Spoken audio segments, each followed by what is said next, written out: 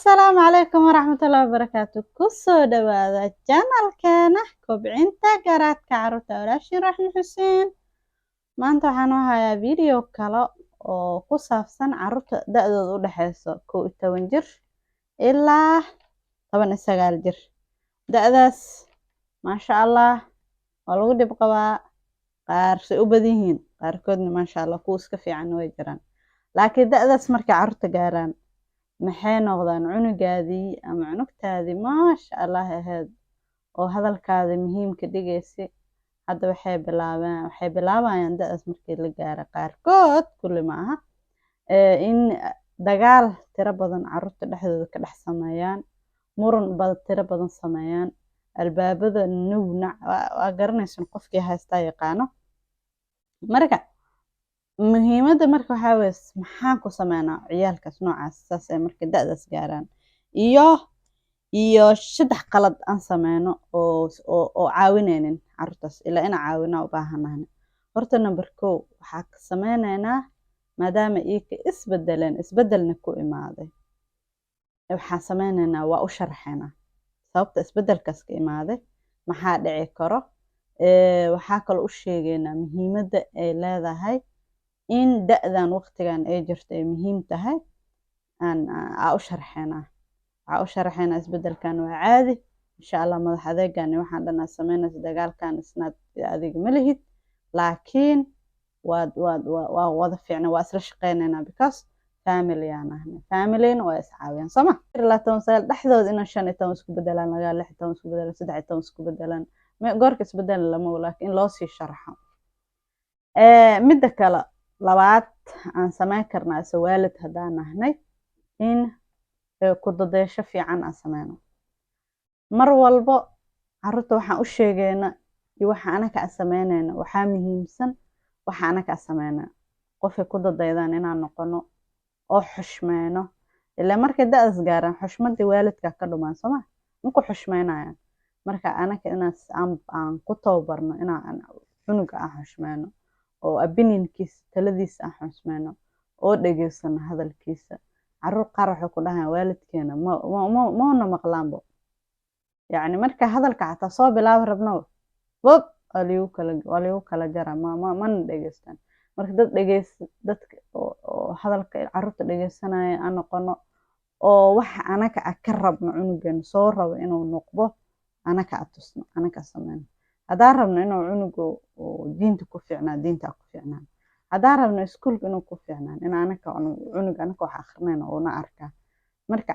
carruurteena aan u sameyno marka ku dadayasho fiican, aana ugu sheekeyno ku dadayashada fiican oo qof lagu dadaydo asxaabta looga sheekeeyo, nabiyad diintiisa qofka cunuga la baro idan wuxuu ku dadaydo haystaa. qaladka koowaad marka 3 qaladaan soo sheegaa soo ma qalad koowaad aan sameyno cunugeena marka da'daas waqtigaas jira way naga xanaajinayaan. waxaa leenahay mardabo waxaas ma sameyno ma helaysid kasoo qaad waqtigaas telefoonka jecelin mardabo noloshaada inta ka dhiman telefoon arki mayso. qof lagu dadayo kara ma noqon waayo qof been sheegaa noqon waayo macquul maaha qofkas intii noloshiisa ka hartay telefoon inuu arkin soo ma. markaa u dhaaranayno oo wax aad diidayno wax anaka aan ka soo bixi karno oo run ah inaan noqoto waa in wax xadadan aan ugu dhaaran karna oo oona ka rumeyn karna aan ka dhaweyn karna nad inaan iska dhaarno saana kuwa saan oona wixii aan sameyno. qalad koowaad waa. qaladka labaad aan sameyno waxaa weeye way naga qaldoomayaan isla markii reaction aan sameynayna, isla markii dhiiga isku karnayna, isla markii waxbaa saxayna maya. carruurta dhan uma fiicno horta isla markii inaan reaction la sameeyo, laakiin kuwaana kasii dara. kuwaan say u badan yihiin qaarkood say u badan yihiin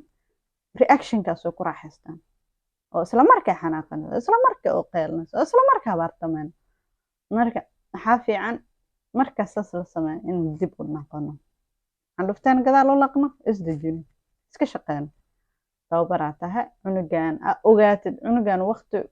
xun uu ku jiro, waqti dhib badan uu ku jiro, caawinaad u baahan.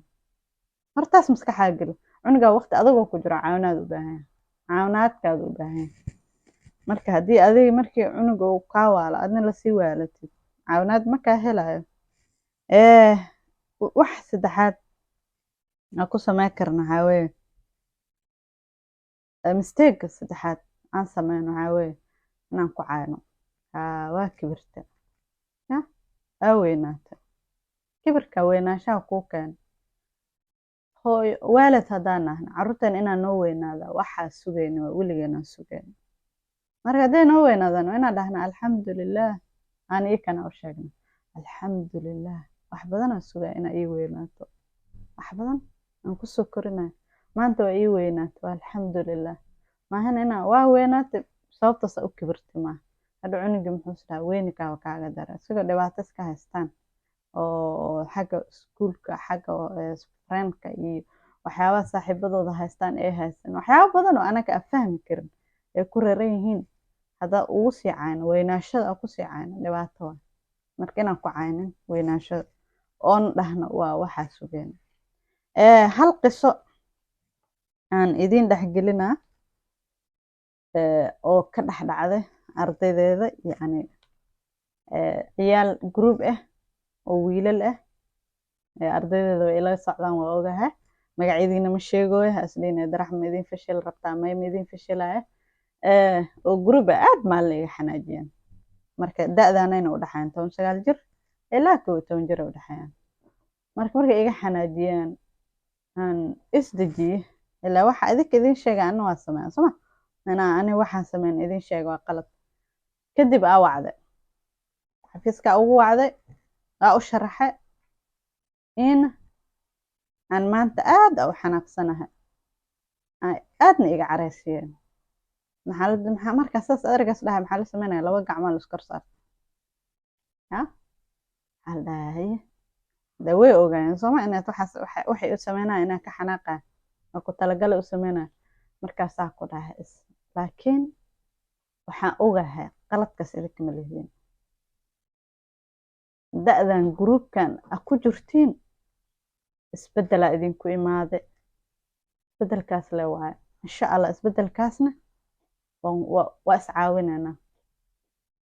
waa isla shaqaynaynaa isbeddelkan muhiim da'dan waqtigan muhiim waaye muhiimaa tihiin waa waqti ugu quruxda badan oo waxaa tihiin oo idin baahanahna idinkaa idin baahanahna